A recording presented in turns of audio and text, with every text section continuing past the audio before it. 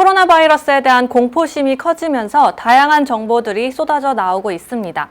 그중에는 사실도 있고 또 잘못된 정보들도 있는데요.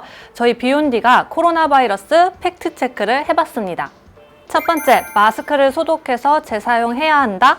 이 마스크에 알코올 성분이 들어간 소독제를 뿌리거나 전자레인지에 넣고 돌리기 혹은 드라이기로 말리면 이 마스크를 재사용할 수 있다는 글이 인터넷상에 떠돌고 있는데요.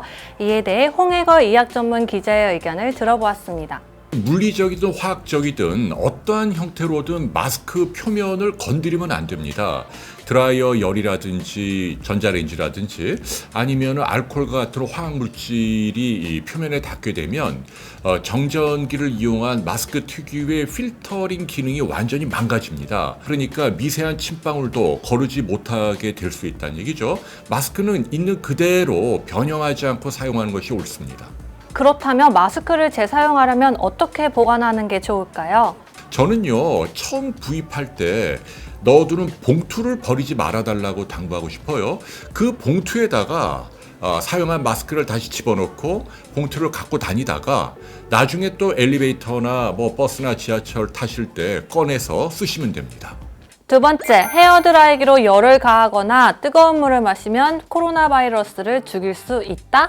코로나 바이러스는 열에 취약하다고 알려져 있습니다. 따라서 외출하고 나서 옷이나 물품에 드라이기를 말리거나 뜨거운 물을 마시면 바이러스를 죽일 수 있다라는 주장이 나오고 있는데요.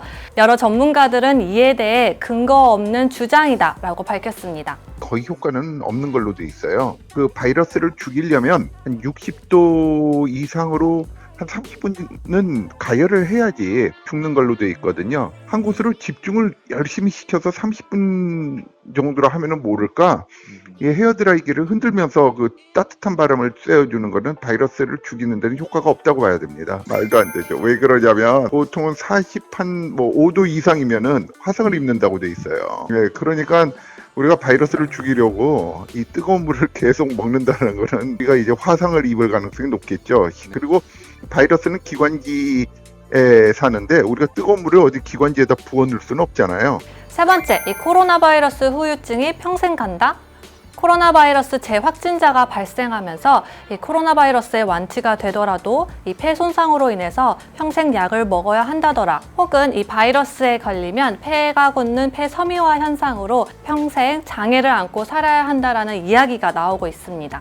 맞지는 않는 말이고요. 당연히 염증 후에 그런 염증의 흔적이 남겠죠. 보통 이제 섬유화 변화라고 표현을 하는데 그런 섬유화가 대부분 일어나지 않고요. 지금 이제 중국 데이터를 보면 코로나 바이러스 폐렴으로 중환자실 입실이 한 20% 정도 되는데 이런 20%의 환자가 다 일상생활에 고통을 줄 정도의 섬유화가 다 남는 건 아니거든요. 물론 이제 더 지켜봐야 되지만 기존에 저희가 경험했던 바이러스 폐렴들의 그 예후를 보면 설령 폐렴의 섬유화가 남았다고 하더라도 일상생활에 지장을 줄 정도의 폐기능의 저하는 잘 안 보이죠. 네 번째, 코로나 바이러스 예방약이 있다? 에키네시아 비타민 미네랄을 섭취하거나 베타딘 이노스프레이를 뿌리면 이 항바이러스 효과 때문에 바이러스를 예방할 수 있다는 내용이 퍼지고 있습니다. 여에스더 예방의학 박사는 이에 대해 이렇게 답했습니다. 에키나세아나 알벤다졸, 비타민C, 그러니까 각종 여러 가지 성분들이 지금 코로나 바이러스의 예방약인 것처럼 이야기를 하는데 절대 그렇지 않습니다. 지금 같은 이런 시기에 어떤 한 가지 물질이 코로나를 예방하는 약이다? 절대로 믿으시면 안 됩니다. 이런 뉴스가 일반인들에게는 어떻게 받아들여질까요? 다급한 대구 경북 지역의 분들에게는 어떻게 받아들여질까요? 내가 사방에 지금 코로나 때문에 이렇게 힘든데 이런 뉴스를 보고 약국 가서 에키나세아 비싸게 비용 주고 사시게 되겠죠. 제가 그런 걸 원하지 않는다라는 겁니다.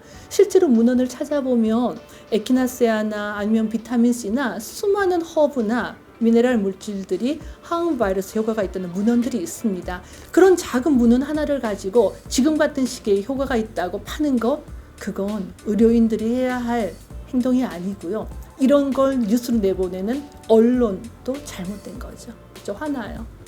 여에스터 박사는 특정 약물이나 성분에 의존하기보다는 기본 예방 수칙인 마스크 착용과 손 씻기를 잘하는 게 더 중요하다고 여러 번 강조했습니다. 다섯 번째, 이 공조 화장실 고체 비누가 바이러스 확산의 매개체가 된다? 공조 화장실에 있는 비누는 오래되어 보이고 종종 쩍쩍 갈라져 있는데요. 이렇게 지저분해 보이는 비누를 사용했다가 오히려 바이러스에 감염되는 건 아닌지 걱정하는 분들이 계십니다. 비누를 사용을 할 때에 곧바로 헹구는 게 아니잖아요. 우리가 흐르는 물에 한 30초가량 잘 닦으라고 되어 있습니다. 비누를 쓰는 이유는 묻어있는 바이러스들을 더 용이하게 씻어내기 위한 도구입니다. 그렇기 때문에 뭐 비누 위에 바이러스나 박테리아가 묻어있다고 해서 이걸 걱정할 필요는 없고요. 굳이 걱정이 된다면 이 비누를 흐르는 물에 한번 헹구고요. 씻으면 문제가 없는 걸로 되어 있습니다. 이렇게 코로나 바이러스에 대한 팩트체크 5가지를 알아보았는데요. 저희 비욘디는 근거를 바탕으로 언제나 사실만을 전달할 수 있도록 노력하겠습니다. 지금까지 차종훈이었습니다. 비욘디 보시고 즐거웠으면 좋아요, 그리고 구독. 미안해요. 비욘디 보시고 즐거우셨으면 구독과 좋아요 눌러주세요. 혜근 씨, 박자가 맞아야죠. 아니야, 괜찮아. 이 정도. 아니. 됐어. 이 정도 됐어.